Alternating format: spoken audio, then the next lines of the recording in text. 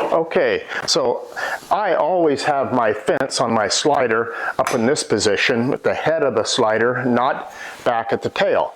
I know other people do it otherwise, and I'm not here to tell you that you got to do it my way. If you do it another way, the other way, I'm fine with that.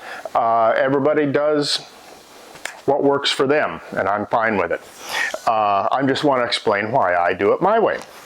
So, if you see this, this is an important part right here. This handle that comes with the saw, I wish they made a bigger one. I might modify this one sometime to make it bigger. But that's the butt catch right there.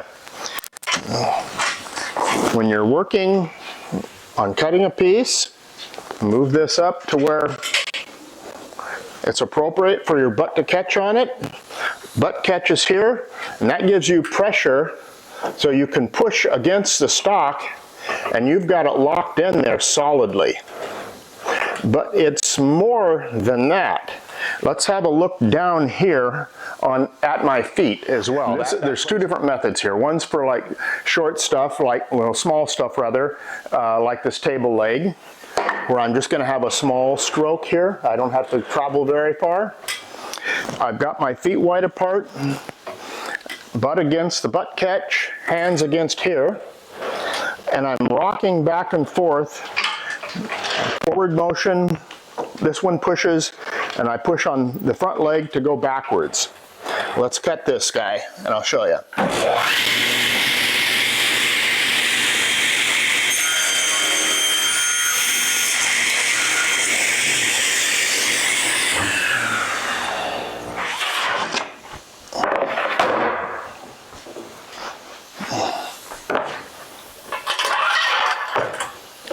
So sheet stock's a little different. You have to travel with that. You can't just do the rocking motion back and forth. So we're still going to use the butt catch. You can use the butt catch in two different ways. You can butt catch and then just have your stock up against the fence and walk it like this. Or sometimes I do this. Sometimes I have one hand on the butt stop and one hand on the stock, and I walk it like that. Let's go ahead and cut this guy.